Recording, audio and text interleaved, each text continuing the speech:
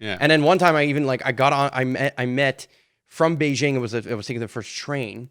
And so I didn't know because I got a ticket printed and it had 2 numbers on it because they use the same numbers we do. Right. Yeah. But everything else is in Chinese or in Mandarin.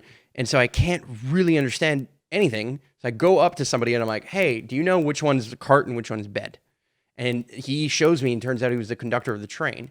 So he's like, oh, at the first stop, get off and run to the front, but you have 2 minutes to get to the front, and I'll show you the front of the train, how the train works. That's so I was wild. like, but I was in cart 13. I was like, okay, like whatever. I mean, 2 minutes to run 13 cars is like, I totally have the time. Yeah. But I didn't factor in that in 2 minutes, I was going to get off at a platform where everyone's going to get on and off the train, and it's China. So there's like a maze of people, and he's starting the train. So I'm running, and I see him waving, like coming, but I left everything in the fucking train. I left all my bags, my passport, everything was on the train. Shit. And I run off the train, like running to the front, running, and I run because I had a sleeper bed. And then I run all the way, and he literally had started moving the train, and I had to like run as it was going. It's crazy. It was wild. But then he showed me exactly how to do everything. But the point of the story, what it was, is he showed me a bunch of stuff. He showed me the engine room. He let me drive the train, which he wasn't supposed to do, of course, but whatever. And he wanted to learn English. That was his whole thing. Yeah. And I had done a TESOL class. You didn't know that. Well, you did know that. Yeah. Yeah. So I had done the teaching English class, and I had also done bartending courses.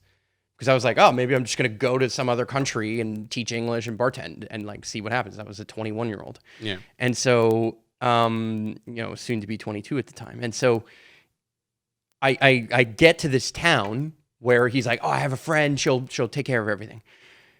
And for like $50 Canadian or something, I get an entire dorm room at a hostel, but every bed is the whole room is for me. And then they bring me. They pick me up from the train station. They bring me to the hotel, and then she comes and picks me up for different meals. But one of them was this like traditional Chinese show, and I go up to the top of this balcony where they bring me to the show, and they bring me in a little put or whatever. I go up to the top of the balcony, and then there's like a big table with 12 seats. I was like, okay, great, this is awesome. This is like the ultimate like moment when you're starting to realize like, oh, this is the ultimate. This is the ultimate, like, absolute. This is the game changer. So I sit there, and I'm like, okay, this is because I'd gone to the Great Wall in Beijing, and I met some people, and I had some really interesting experiences, but I had not yet had this level of experience, right? But I had some very I was so intuitive to finding like hostels and anyway, in Beijing, the hutongs and all that stuff, they're not on the Lonely Planet. Yeah. It's not like Google where you can zoom in and see all the alleyways. This was like, they had the main arteries, but they had none of the alleyways that are in Beijing, and Beijing is famous for alleyways. That's what it is. So, anyway, so the way I found myself to the hostel and all that stuff was insane. But I land and I go to this show. And so the show is about to begin. And when they sit me down at the 12-person table, I was like, oh, great. I'm going to get to eat with other people. It was super cool. I thought that was the case. The fucking curtain goes up, and all of a sudden the show starts, and then they start bringing out food. And they had booked the entire 12-person meal for me.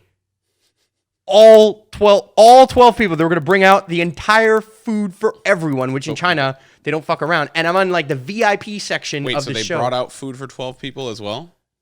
They brought out food for 12 people at that 12-person at table. the 12-person table, even though I was alone. They and everyone else is a family of 12, like watching me, and I'm a white guy, just like, no, I was begging. I was like, no, stop. Like they bring out a big pot of soup, like a whole pan of soup. Yeah. You know what I mean? Like a whole... I know exactly what those are because, well, I've had them in China, but in Korea, I was having them like weekly. But we'd be like 4 or 5 fucking people sharing this But that's the whole point. They were bringing out for 12 people. Every meal. It was. I don't even know how many courses it was. It was minimum 10. Minimum 10 courses. 10 dishes came out, for sure, minimum. Yeah. Plus dessert, plus whatever. And tea and all that, all the stuff. But... it was unbelievable. I felt so embarrassed. It was insane. Yeah.